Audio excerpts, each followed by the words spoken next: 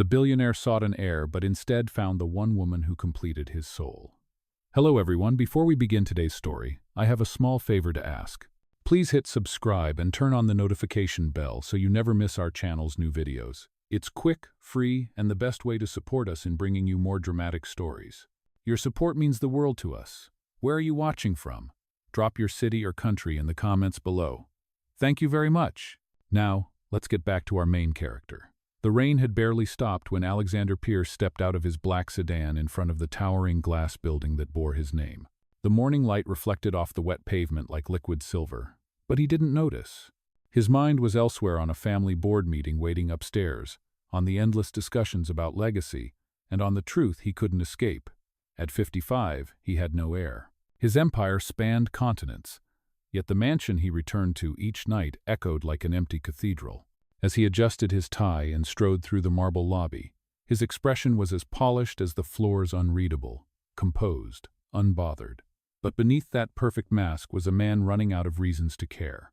Upstairs, in another part of the building, a young woman named Claire was rushing through the corridor, clutching a folder that looked one rainstorm away from falling apart. Her shoes squeaked with every step, her second-hand blazer slightly too big for her shoulders.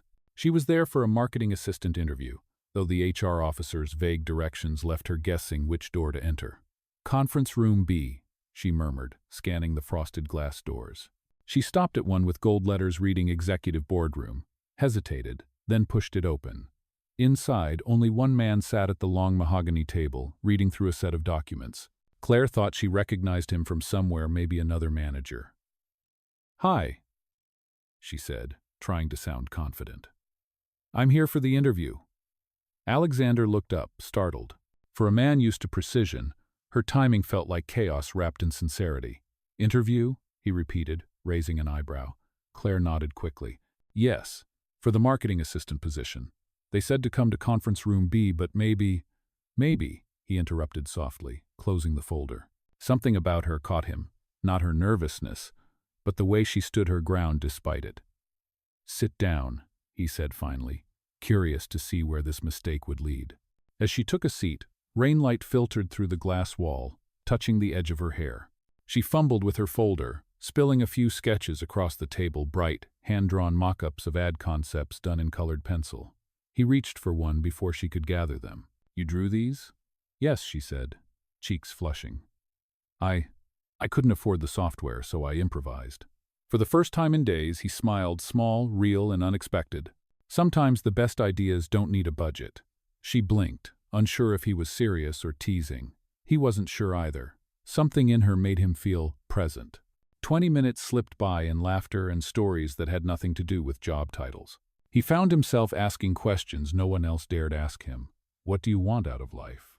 And she answered with the kind of honesty he'd forgotten existed. "To matter," she said simply. "To build something that helps people, even if no one remembers my name." When the real HR manager entered moments later, confusion filled the room. Claire froze, realizing her mistake.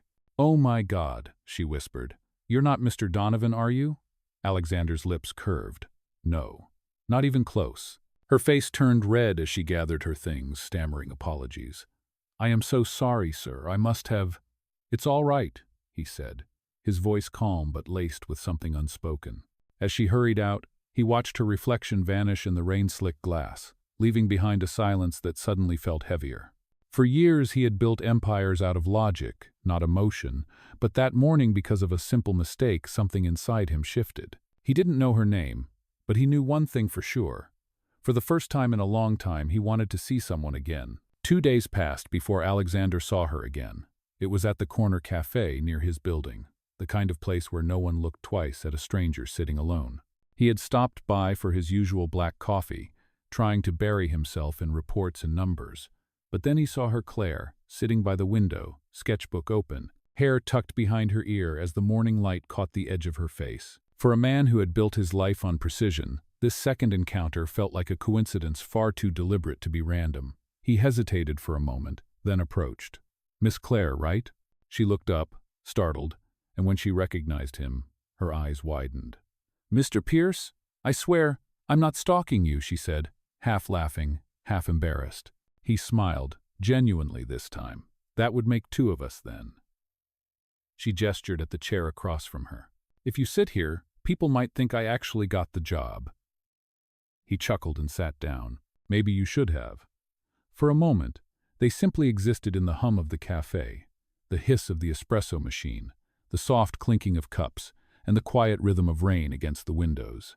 Then, curiosity overcame him. "Do you always draw wherever you go?" She looked at her sketchbook and shrugged. "I guess so. It helps me make sense of things.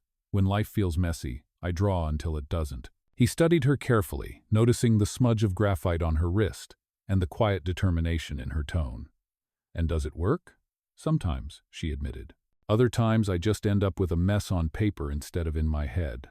He smiled at that honesty, the kind he rarely heard in boardrooms. "Maybe that is what the world needs," he said.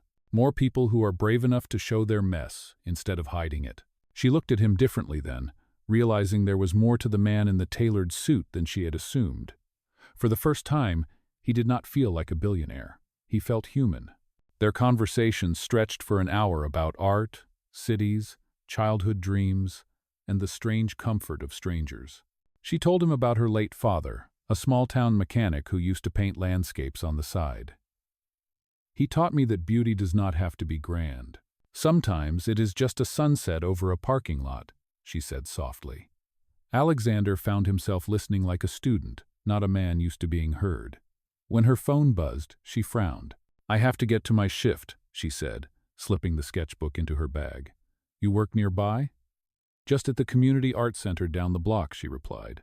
"I teach kids on weekends, too. It doesn't pay much, but it keeps me going." Something inside him stirred. The board had been pushing for him to launch a youth art program under the company's name. He had dismissed the idea as a vanity project, but now, hearing her speak, it no longer sounded meaningless. "Maybe I will visit one day," he said. She laughed lightly. "Only if you promise not to buy the place." "No promises," he replied, amused. When she left, her warmth lingered like the aftertaste of coffee. He watched her disappear into the gray drizzle and realized he did not even know her last name. That night, back in his penthouse, he stood before the skyline, the city lights reflecting on the glass walls. The silence was vast, like an expensive emptiness.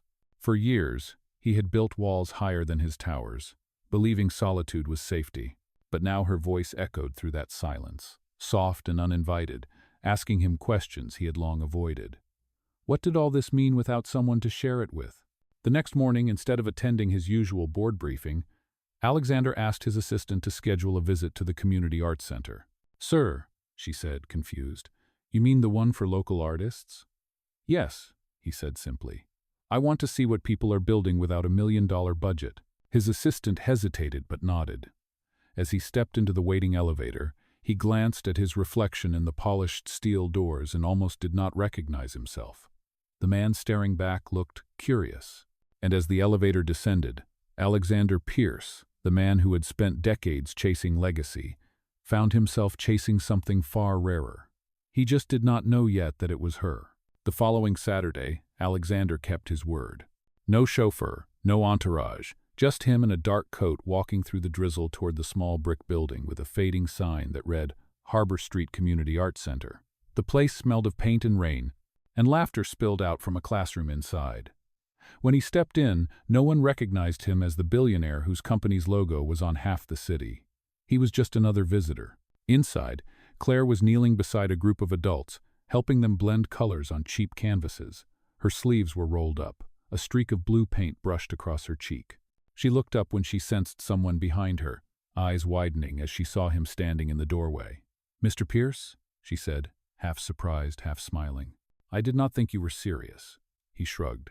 "I rarely am, but today felt like a good day to start." She handed him a spare apron, laughing as she tied the strings. "All right, Mr. Serious, grab a brush. We are painting skies today." He hesitated but followed her lead, awkwardly holding the brush. The students around them whispered and chuckled when they saw his stiff posture. "Loosen your wrist," she said softly, guiding his hand. "It is not a stock chart. It is just a sky." For a moment, time folded in on itself. The billionaire, who measured every decision in numbers, was learning how to let paint run where it wanted. "This feels strange," he admitted. "Good strange or bad strange?" "Both," he said, smiling. It has been a long time since I did anything without a reason. Maybe that is the reason, she replied. Hours slipped by like minutes. He listened as the students talked about why they came here, one woman escaping grief, an older man learning to paint after retirement, a college student painting to pay tuition. Their stories humbled him more than any board meeting ever had. When the class ended, Claire began cleaning brushes. "You surprised everyone," she said. No one expected a man in a suit to get paint on his hands. He glanced at his palms, blue and red smudges staining his skin. "Maybe I needed to be reminded that I am still human." Her laughter softened into a look of quiet admiration. "You know, you are not what I thought you were," she said. "You are not just all that glass and power." He met her eyes and said, "Neither are you what I thought you were." "And what is that?" "Someone ordinary." She flushed and turned away, pretending to wipe the table, but he saw the small smile forming on her lips. As they stepped outside, the drizzle had stopped, leaving the street glistening under the afternoon light. "I have an idea," he said. "How would you feel about partnering with my foundation? We could expand this program, more teachers, better supplies, real funding." Her expression froze, unsure if she had heard right. "Mr. Pierce, I do not think you understand. This place works because it is small. People come here because it feels real. If your company's name is on the door, it will scare them away." Her words struck him harder than he expected. "You think everything I touch becomes fake?" "Not fake," she said gently, "just distant. People like you forget what small feels like." He wanted to argue but stopped himself. She was right. He looked around the street-cracked sidewalks, flickering neon signs, a dog sleeping near the trash bins, and realized how long it had been since he had walked anywhere without cameras, assistants, or armor. "Then maybe I need someone to remind me," he said quietly. She smiled. "Maybe. But that is not something money can buy." Before he could reply, a gust of wind carried her laughter down the block. For the first time in years, Alexander Pierce felt the strange ache of wanting something that could not be written into a contract. That night, he returned home with paint still under his nails and a restless pulse in his chest. His assistant noticed immediately. "Long day, sir?" she asked. He nodded, staring out at the skyline. "You could say that. I spent the afternoon learning how to paint the sky." "And how did it go?" "Messy," he said, a small smile tugging at his lips. "But maybe that is the point." As the city lights shimmered against the dark glass, Alexander realized he had not found an heir.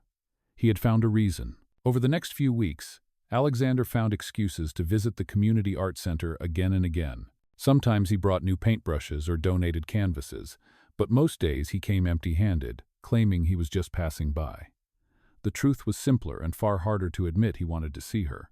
Claire had a way of filling a room with quiet warmth, a kind that did not demand attention but drew it naturally. She treated everyone with the same kindness, whether they were a janitor, a banker, or a man whose face occasionally appeared on magazine covers. The others at the center began teasing him gently, calling him Mr. Apprentice. He did not mind. Every evening spent there made the sterile walls of his penthouse feel a little emptier. One Friday afternoon, she asked him to help set up an outdoor mural project for the neighborhood. He traded his usual suit for rolled-up sleeves and old jeans, something no one in his company had ever seen him wear. As they painted side by side, she noticed the small details that made him human, the way he squinted against the sunlight, the rare laugh that caught him off guard, and how he listened more than he spoke. "You are really doing this," she said, dipping her brush into yellow paint. "Most people in your position would just send a donation and a press release." He smiled faintly. "I have had enough of press releases." "What changed?" she asked. He paused, watching the streak of color spread across the wall. "Maybe I realized legacy is not built in skyscrapers. It is built in places like this, where paint stains your hands and names are forgotten, but kindness stays." She looked at him for a long moment, unsure what to say. The air between them shifted, still soft, but charged with something neither wanted to name. By the time the sun dipped behind the buildings, their mural stretched across half the wall, a burst of colors glowing against the gray bricks. When they stepped back to admire it, she said quietly, "It looks alive." "So do you," he replied without thinking. She turned to him, eyes wide, then laughed it off, but her cheeks were flushed. That night, they walked together toward the subway, neither wanting the day to end. "You know," she said teasingly, "for a billionaire, You are surprisingly good at pretending to be normal. He grinned. Maybe that is because I'm not pretending anymore. They stood in silence at the station entrance, the low rumble of trains echoing below. Claire, he began, his voice softer now, I want to show you something next week. No cameras, no press, just something important. Is this another one of your business things? She asked. No, he said. It is personal. The following Wednesday, he invited her to his company headquarters. The moment she stepped into the marble lobby, her confidence faltered. Everything about the place screamed wealth, the mirrored elevators, the gold-trimmed columns, the way employees straightened as he passed. You own all of this? She whispered. Technically, yes, he said lightly, though his tone carried something heavier. But lately, I am not sure it owns me more than I own it. He led her to the rooftop garden, an oasis of glass and greenery high above the noise of the city. This is where I come when I forget what matters, he said, handing her a small envelope. Inside was a check made out to the Harbor Street Art Center, enough to fund it for years. Alexander, she said, breathless, I cannot accept this. You are not, he said gently. You are accepting it for them, for the people who need a place to belong. Her hands trembled as she held the paper. You could have sent this through your assistant. Why bring me here? He looked at her, his voice quiet but steady. Because I wanted you to see that money means nothing until it becomes something good, and because you reminded me what good looks like. For a moment, neither spoke. The city lights flickered below, and the wind carried the faint hum of traffic. Then she said softly, You do not need to buy meaning, Alexander. You already found it. Her words struck something deep in him, something he had buried for years. That night, as she left the building, he watched her disappear into the elevator, feeling an unfamiliar pull in his chest. He had spent a lifetime searching for an heir to his empire, but what he had found instead was far rarer a woman who made him want to be worthy of his own humanity. In the weeks that followed, the bond between Alexander and Claire deepened in ways neither of them expected. What began as quiet admiration turned into a connection that seemed to defy reason or status. He found himself visiting the art center not just to donate or help, but simply to be near her.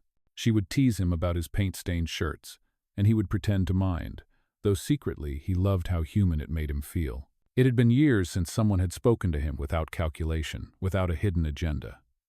With Claire, there was no performance, no title, just presence. One evening, after a long day at the office, he found himself driving to the center again, unannounced. The lights were dim, but through the glass door he could see her sitting alone, working on a new sketch. He hesitated before knocking softly. You are going to run out of reasons to show up here, she said with a grin. Maybe I already have, he replied. She laughed and moved aside so he could sit next to her. What are you working on? He asked. A portrait, she said. Of who? Someone who keeps pretending he is just visiting, she teased, eyes glinting. He looked at the half-finished drawing. It was him, captured not as the billionaire in magazines, but as the man sitting beside her now, his features softer, his expression almost kind. You make me look better than I am, he said quietly. No, she said. I just draw what I see. Her honesty disarmed him more than any compliment ever could. For a moment, the world outside disappeared. The sound of rain began to fall again, gentle against the roof, and the room felt smaller, warmer. He reached for her hand, hesitated, then stopped himself. Claire, he began, you once said people forget what small feels like. I do not want to forget anymore. She met his gaze, her expression unreadable, somewhere between surprise and understanding. Then stop trying so hard to be the man everyone expects, she said softly. Just be the one you are now. They sat in silence after that, two souls from different worlds, finding a strange, fragile peace. When he left that night, he carried the sketch with him, folded carefully in his jacket pocket. It became his quiet reminder that life was more than meetings and mergers. But peace, he soon learned, never lasted long in his world. A week later, during a charity gala hosted by his company, everything changed. The event was meant to celebrate the success of a new philanthropic initiative, the very one inspired by the Art Center. Alexander had invited Claire as a guest of honor, introducing her simply as the woman whose vision gave this program heart. She had arrived in a modest dress, elegant in its simplicity, completely unaware of the attention she would draw. As the evening unfolded, whispers filled the ballroom. Who is she? Is she his new partner? The CEO has changed since she appeared. She tried to ignore them, focusing instead on the speech he was about to give. When Alexander took the stage, he looked different, not just confident, but open. "Tonight," he began, "we are not celebrating wealth. We are celebrating purpose. Because purpose, like art, cannot exist without heart. I owe this revelation to someone who reminded me that humanity is not a weakness, it is the only legacy worth leaving." The applause that followed was thunderous, but Claire's heart was racing for a different reason. In that moment, under the blinding stage lights, she realized what she had never asked him directly, who he really was. When he stepped down from the podium, reporters surrounded him, cameras flashing, voices calling his name. "Mr. Pierce, what inspired this project?" "Mr. Pierce, is it true the company will donate millions to education?" She froze. Mr. Pierce. The name hit her like a wave. Her breath caught as pieces fell into place: the building, the resources, the way everyone treated him with quiet reverence. He had never lied, but he had never told the truth either. She turned to leave, but he saw her retreating figure and called out, "Claire, wait, please." The sound of her name on his lips stopped her for just a second, but she could not face him. The world around her blurred as she walked out into the cool night air, the echoes of applause still ringing behind her. That evening, for the first time in years, Alexander Pierce did not stay to finish his speech or take photographs. He left the gala early, searching the crowded streets for the woman who had unknowingly completed his soul. That night, Claire walked for hours through the quiet streets, her heels echoing on the wet pavement, the city lights blurring in her eyes. Every step felt heavier than the last. She had not expected him to be a billionaire, and she did not know which part hurt more, the fact that he had hidden it or the realization that the man she thought she knew existed in a world so far from hers. Meanwhile, Alexander searched for her. His driver followed him through the downtown streets, but he refused to stay inside the car. He needed to find her himself. He checked the art center, the cafe, even the mural they had painted together, now glistening under the rain. But she was nowhere to be found. Inside his chest, the same silence that used to comfort him now felt unbearable. The next morning, Claire woke to the soft buzz of her phone, hundreds of missed messages, news articles, and even photos of her leaving the gala. The headlines were cruel. "Mystery woman steals billionaire's spotlight. Who is Alexander Pierce's latest distraction?" Her stomach twisted. She had spent her whole life avoiding attention, and now the world was watching her for the wrong reasons. She turned off her phone, packed her few belongings, and left her apartment. She went back to Harbor Street, where she belonged, not to hide but to find clarity. When she entered the art center, the students looked at her with confusion and sympathy. One of them handed her a folded newspaper, the front page showing Alexander's speech from the night before. Below the photo was a quote in bold letters: "Purpose is not about power, it is about heart." Her throat tightened.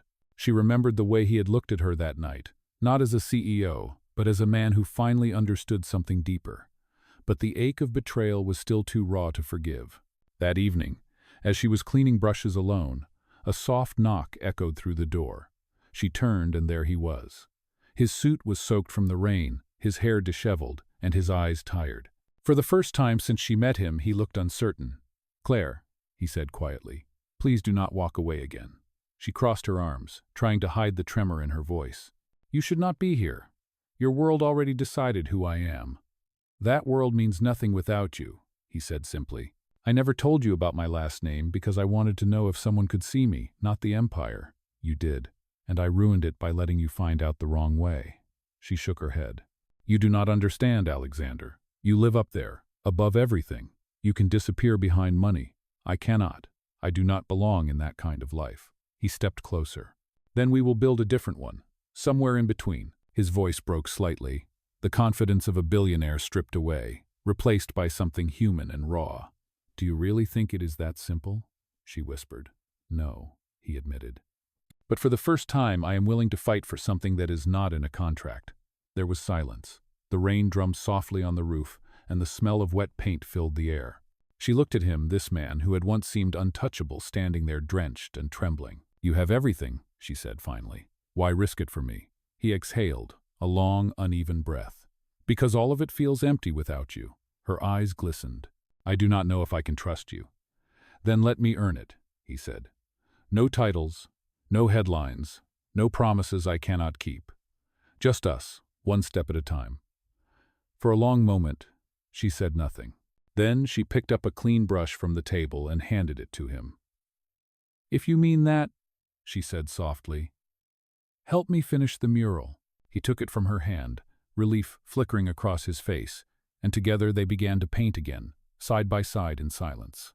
Outside, the rain slowed to a mist, and the faint light of dawn crept through the windows.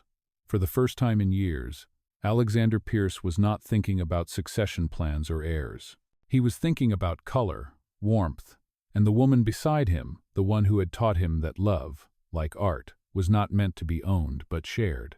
For a while, it seemed as if things between Alexander and Claire had found balance again. They continued working side by side at the art center, turning its cracked walls into a place that breathed color and hope. People in the neighborhood began to notice the change, not because of the man with money, but because of the man who showed up every week with paint on his sleeves and humility in his voice. But peace never lasts long when two worlds collide. The more Alexander tried to distance himself from the corporate chaos, the louder the noise became. His board of directors began to question his decisions, his sudden focus on community projects, and especially the influence of the art teacher. The press had started calling his distraction. One gray morning, his longtime associate and family lawyer, Richard Harlow, entered his office with a folder in hand. "Alexander," he began carefully, "the board is restless. They are worried about your priorities. The company is too large to be guided by sentiment." Alexander leaned back, his jaw tightening. "You mean by humanity?" "By emotion," Richard corrected. "And emotion can be expensive." The words hung in the air like a challenge. Later that day, Alexander sat alone in his office, looking out over the skyline that once filled him with pride. Now, it just looked hollow. He realized that power had always demanded sacrifice, and for years he had given everything: his time, his peace, his joy. But for the first time, he was unwilling to lose Claire too. That evening, he went to the art center, hoping to see her. She was in the courtyard, cleaning paint trays. "You look like someone carrying the weight of the city," she said without looking up. "Maybe because I am," he answered. She smiled faintly, then put it down for a minute. He hesitated, then sat beside her. "They want me to end the community program," he said quietly. "They think it is bad for business." "And what do you think?" she asked. "I think it is the only good thing I have ever done." She looked at him, seeing the weariness in his eyes. "Then do not let them take it. You told me legacy was not about skyscrapers. Prove it." "It may cost me everything," he said. "Then maybe everything is not worth keeping," she replied. Her words settled deep in his chest, sharper than any business negotiation. He reached for her hand, but before he could speak, his phone buzzed with an urgent call. The look on his face changed. "What is it?" she asked. "It is the board," he said quietly. "They have called an emergency vote to remove me as chairman." For a long moment, neither of them moved. The hum of the city filled the silence between them. Finally, she said softly, "Then go. Fight for what matters. Not for them, for yourself." He stood, his mind torn between fear and clarity. "And if I lose? Then at least you will lose for something real," she said. Her voice was steady, but her eyes shimmered. That night, as Alexander drove back to the towering building that had once defined him, he realized the truth Claire had been trying to show him all along. He had not been seeking an heir for his empire. He had been searching for the courage to choose what was worth inheriting. The boardroom felt colder than usual that morning. 12 men and women sat around the polished table, their expressions carved from stone. At the head of the room stood Alexander, no notes in hand, no presentation prepared, just a calm conviction that surprised even himself. "Mr. Pierce," Richard began, clearing his throat, "this vote is not personal. It is about stability. The company must have a leader focused on profit, not on painting walls in forgotten neighborhoods." A few murmurs of agreement followed, but Alexander did not flinch. "Profit built this company," he said, his voice even. "But purpose will save it. You all know me. You have seen what greed can do. You think I have lost my way, but maybe for the first time, I finally found it." Someone scoffed. "You cannot run a corporation on sentiment." "No," he said, "but you cannot lead human beings without it." He looked around the table, making eye contact with each of them, his tone steady. "If you want to replace me, go ahead. But understand this, our name will mean nothing in 10 years if all we build are numbers. I am not stepping down because I am weak. I am stepping up because I have something worth fighting for."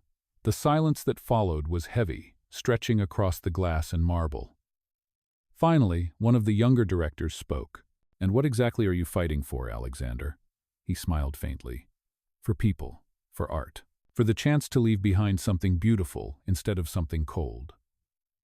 The vote was close, but when the last hand went down, the result was clear. He remained as chairman, but the cost was steep. Several investors pulled out, and the company's stock dipped overnight. Still, when he walked out of that building into the crisp evening air, he felt lighter than he had in years. Later that night, he went to the art center, where the mural was now complete. Claire was there, surrounded by students laughing and cleaning up after class. When she saw him, she froze, unsure what to expect. He approached quietly, holding out a folded document. "What is this?" she asked. "The foundation papers," he said. "I transferred a portion of my shares into it. Harbor Street will be its first official partner." Her eyes widened. "You would do that? After everything you risked?" He nodded. "I told you once that legacy was not about buildings. Now it belongs to something real. To you, to them, to us." Her hands trembled as she took the papers. The room fell silent, and for a brief moment, the world outside disappeared. The man who once searched for an heir had found something far more lasting, a purpose built not on wealth but on love. Months passed, and the foundation grew faster than anyone expected. What began as a small community project became a city-wide movement, giving artists, students, and dreamers a place to belong. Alexander stepped back from the spotlight, preferring to work quietly behind the scenes. The headlines no longer called him a ruthless billionaire. They called him something far rarer, a man who remembered his humanity. One evening, the art center hosted an exhibition featuring local artists, and the mural they had painted together served as the backdrop. Claire stood near it, dressed simply, her eyes shining as she watched families walk by, laughing, pointing, and taking pictures. When Alexander arrived, the crowd parted instinctively, but she smiled at him the same way she always had, as if he were just another man walking in from the rain. "It is beautiful," she said softly. "You made it possible." He shook his head. "No, you made it meaningful." The music softened, and for a moment, the world seemed to slow around them. "So what happens now?" she asked. He looked at her, his expression gentle. "Now, I stop searching for an heir," he said, "because I already found the person who completes the part of me that money never could." Her eyes glistened, and she laughed quietly. "You are still terrible at subtlety. And you still make my world brighter," he said. As the lights dimmed and the guests applauded, he reached into his coat pocket and pulled out a small silver key. "To the new studio upstairs," he said. "For you, for us." She stared at him in disbelief, then took the key, her voice trembling. "You really mean this? More than anything?" he whispered. The applause around them swelled, but in that instant, nothing else mattered. They stood before the mural, the same wall where their story began, now painted in colors that would outlast them both. For Alexander Pierce, the man who once sought an heir, the search was over. What he found instead was love, purpose, and the kind of legacy no empire could ever buy.